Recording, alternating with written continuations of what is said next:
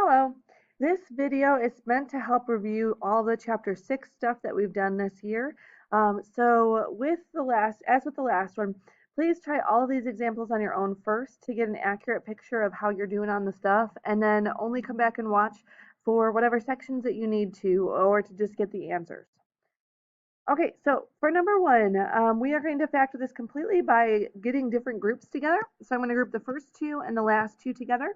I'm going to factor by grouping and take out a 4c squared, and I would get c plus 2d left behind. And then the last two, I'm going to take out a negative 4d squared, and I would be left behind with c plus 2d yet again. And so since my groups are the same, c plus 2d is one of my factors, and my other factor is going to be the 4c squared minus 4d squared.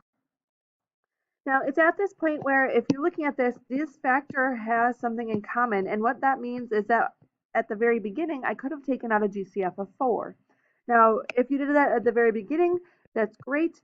If you didn't, then at this point, you can go ahead and take out any GCF that you see in any of your factors. And the very last thing then we can do is we can go ahead and do the difference of two squares. So we get 4c minus d, c plus d, and c plus 2d. This would be our answer for number one. For number two, we're going to use U substitution here. So what I'm going to do is I'm going to say u is going to be 2x plus 1. And so if I rewrite this, I have 3x squared u to the fourth minus x u to the fifth. So now if I were to factor this, each of these terms has an x and a u to the fourth in common, and left behind would be 3x minus u. Now I'm going to go back, and since u equals 2x plus 1, I'm going to re-substitute this back in.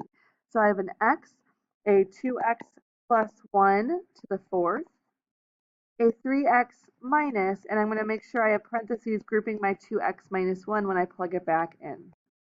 So after simplifying this, I have an x, 2x plus 1 to the fourth, and an x minus 1. This would be my final answer. So numbers 3 and 4, I'm going to solve both of these. I'm going to use factoring for each of them. The first thing to do is get everything over on one side in order to factor. And then you're going to go ahead and go through your normal factoring stuff. So you're going to take out your GCF of negative 4y squared. And then you're going to factor using your number pairs. And then you're going to set each part equal to 0. And for this one, 0 is a repeated 0 because you have y happening twice. So you are actually ending up with 4 different answers for this one. For the next one, we have to multiply things out. So we can't square root or do different things like that. What we have to do is we have to do 2x squared plus 3 twice. And we also have to distribute the right-hand side. Now we can go ahead and multiply those together.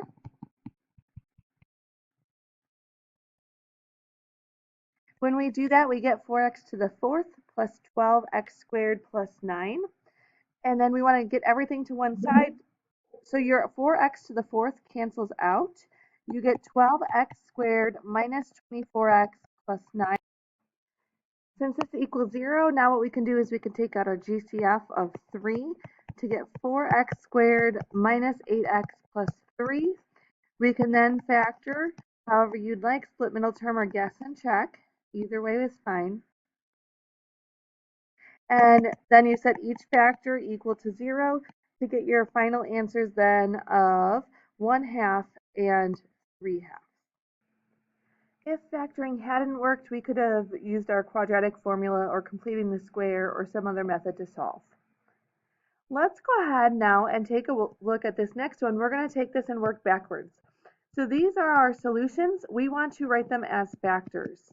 So to get 3 as an answer, your factor had to have been x minus 3.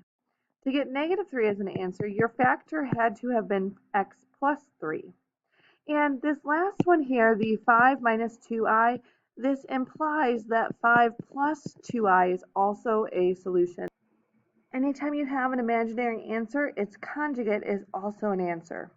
And so here's where we did our trick of writing the sum of these and the product of these and using those as how we write our factors. So we have 5 minus 2i and 5 plus 2i. The imaginary parts cancel out and we end up with 10. For your product, you do 5 minus 2i and 5 plus 2i.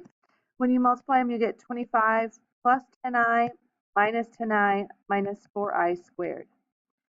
Minus 4i squared ends up becoming plus 4, and your middle two terms cancel out, so your product here is 29.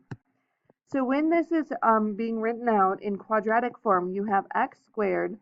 You're going to negate the sum. So since it was a positive 10, you're going to make it a negative 10x, and the negative sum goes in front of your x term, and then your product goes at the very end. Now you can always check this by using your quadratic formula you have programmed in on your calculator just to do a quick check and see if 5 minus 2i and 5 plus 2i are your solutions. So this would be the equation of that in factored form, and we're stopping there only because the problem says we can. Otherwise, you would have to multiply it out to get it in standard form. So now we're going to move to graphing polynomials. So this is looking at zeros and bouncing or crossing. So for x squared, that means that x equals 0 is a solution, and because it has an even degree, this is going to bounce at x equals 0. Which means our next 0 at 4 also has a degree of 2, and since that's even, it also is going to bounce. Whereas this last one here has a degree of 1, so it is going to cross through when x equals negative 3. So we have our zeros, so we could actually use those to draw our zeros on our number line here. But in order to draw the rest of the rough sketch, we are going to actually need to know what the rest of the graph looks like. So if we take all of our degrees here, we have 2 x's from our first factor, 2 from our second, and 1 from our third. So overall, there are 5 x's that are being multiplied together. So an x to the fifth normally starts low and ends high, but because of the negative sign out in front, we know that this is going to be our end behavior. It's going to start high, and it's going to end low. So now we're going to play connect the dots where we bounce off of 0 and 4, but we cross through at negative 3. So here we go, cross through, bounce off, and bounce off. That's what our graph would look like. So based off of a graph, we can then analyze it by figuring out where this function is less than 0. So this is looking at below the x-axis. So we're looking at these parts down here that are below. And I shaded them as 3 separate parts because when x equals 0, may or may not be included. It's all dependent on your inequality. Since this one is just less than, we don't include those, and so therefore the answer would be all x values from negative 3 to 0, again from 0 to 4, and then 4 to the right for forever, would be the values of x that make your function less than 0. Chapter 6 had a lot in there. So today what we're going to finish up with is 7 and 8, factoring and finding all zeros. So for number 7, you look at this and you say, okay, maybe I can chop this in half or do some fancy footwork with my groupings, and everything that we try does not work. So when that happens, when factoring does not work, then you are going to then go to your calculator and you're going to type it in and you look for zeros. So I have a graph of this already pulled up here, so you can see this one in red is the same function. So you're going to find all of the nice zeros that you can have for this one. So we have negative 2, negative 1, and 5. Oops. So 5, negative 1, and negative 2. You're going to pick any one of these, so I'm just going to start with 5. It doesn't matter which one, and you're going to do synthetic division with this. So we have a coefficient of 1, negative 2, negative 12, negative 12, negative 13, and negative 10. For synthetic division, we bring down the first, and then we multiply whatever your 0 is by whatever that number is underneath the line, and we put it above the line. And we add down and multiply up. And we continue this process until we get to the end, and at the end, your remainder has to be 0. We know it has to be 0 because our calculator told us when we plugged in 5, you get 0 back out. So now we're going to do the same thing. We're going to now take out -1, but we're going to do it from the depressed polynomial, not the original polynomial. So keep your answer here and now do synthetic division from that one. And once again, you have to get a remainder of 0 because you know it's supposed to work.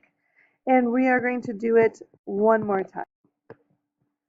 So here we go with synthetic division for our last time.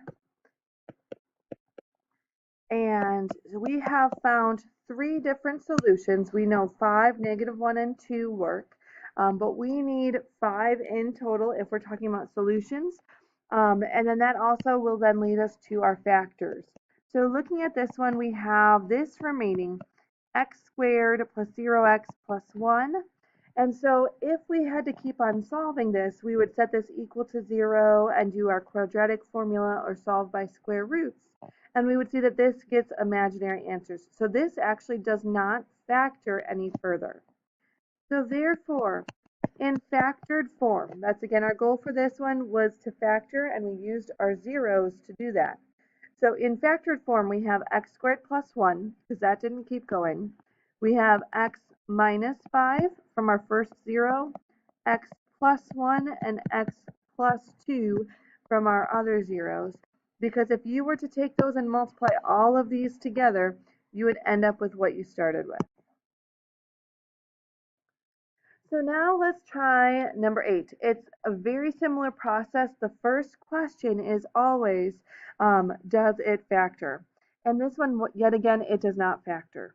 So now what we have to do is we have to go ahead and find all of our zeros that we can on our calculator. So here this is typed in, and when you start calculating your zeros, you're going to get 2 decimal answers that don't get turned into fractions easily, and then 1 nice answer. So that's the one we're going to work with. So we're going to take 2, 0, and we're going to use 2 as the first number we're going to do synthetic division with. So 2, and then -1, -7, and 2 would be our coefficients. We continue down our path of using synthetic division, and we get this result, 2x squared plus 3x minus 1. Now, everything we try to do with factoring this just does not work, so we have to solve it using quadratic formula or using a different method. So I'm going to use x equals -b plus or minus the square root of b squared minus 4ac all over 2a.